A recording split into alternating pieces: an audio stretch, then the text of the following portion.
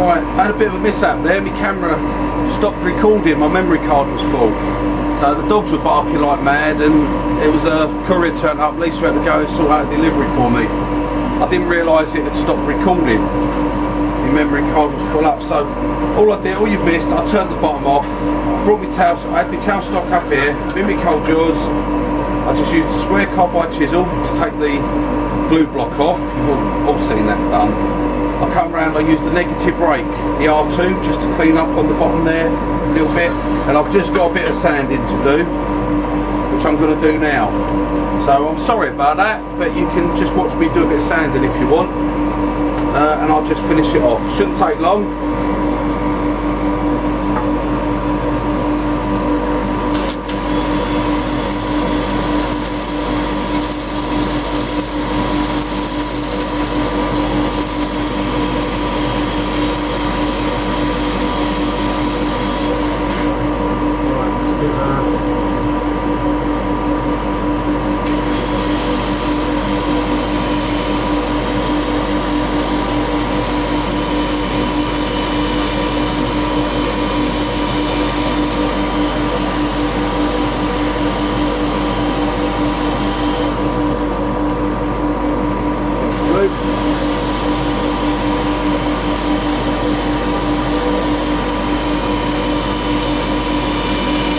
More just the wood I'm sanding, the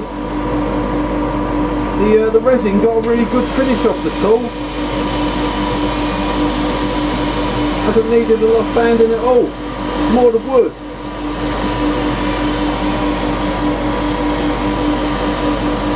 Because it's a soft wood, seems to need a bit more sanding. 240 grit.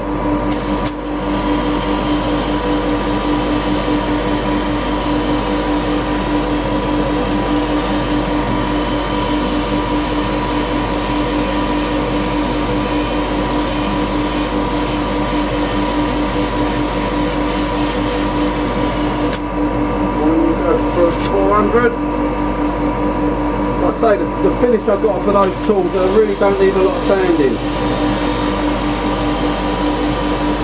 I'm not trying to turn a masterpiece, this is just to demonstrate what the cutters can do.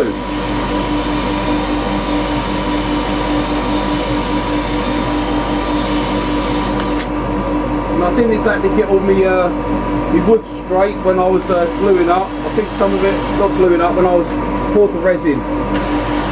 They all seem to be held alright, and they was in a tub, but I just put it in a cupboard and left it for a week.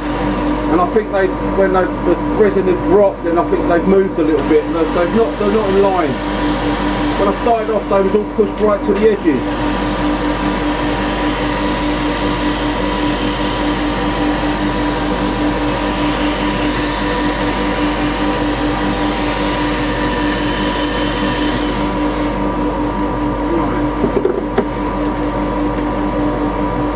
Alright, we're going to get some of my paste on that. So it's my own make.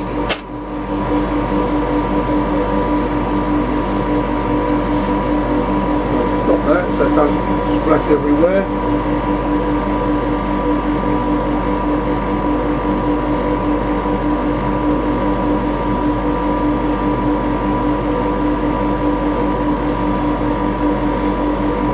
So this place has got an abrasive in it, so it also wax the finish as well.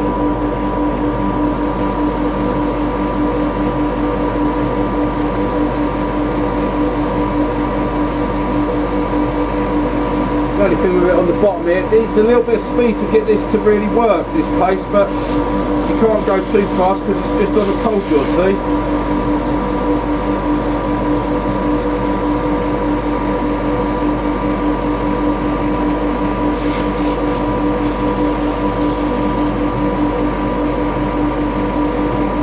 Turn it up a little bit. See if I can get a little bit of heat on it, a little bit of work this wax. I don't want it to come off, not at this point. I'm silly, but I'm not stupid.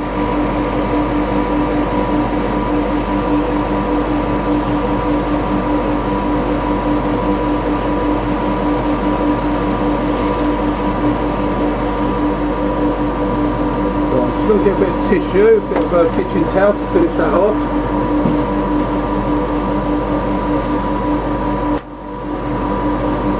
I have all my kitchen rolls hanging from the ceiling up here, from the top.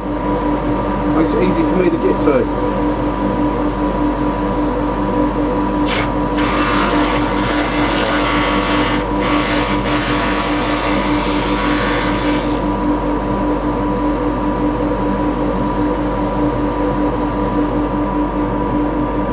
Right, I'm pleased with that.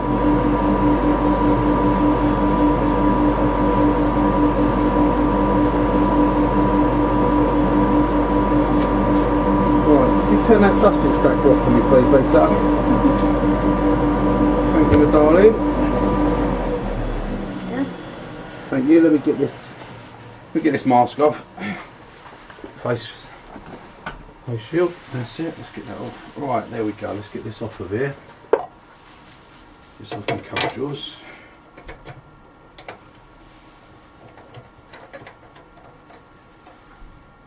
Without dropping anything. Right, let's take these off.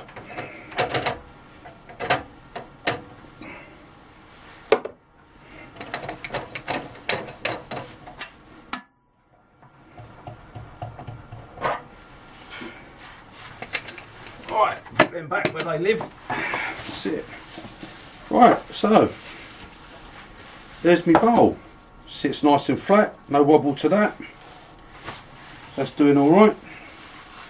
So I'm really, really pleased with that. It's not the best of finishes. Like I said, some of the bits of wood I could have had.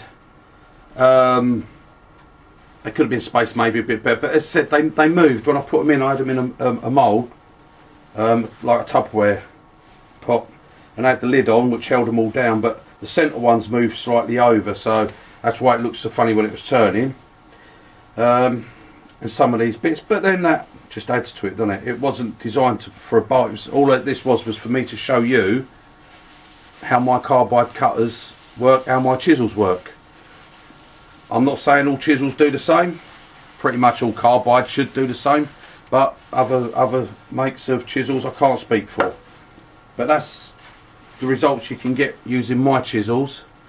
Should I do a zoom in? No, you're off a minute. Yep. Yeah. No chipping, no breakouts or anything. Even the wood come up with a nice clean finish, straight off the tools. So I'm happy with that. So I hope you've enjoyed it, watching it, and I hope that it's answered a few of your questions, because I do these mainly. I get asked, people email me, not just new turners. I don't know whether people are a new turner, whether they're an experienced turner. They buy my tools, they come and they say, are they any good for resin? How should I use them on resin?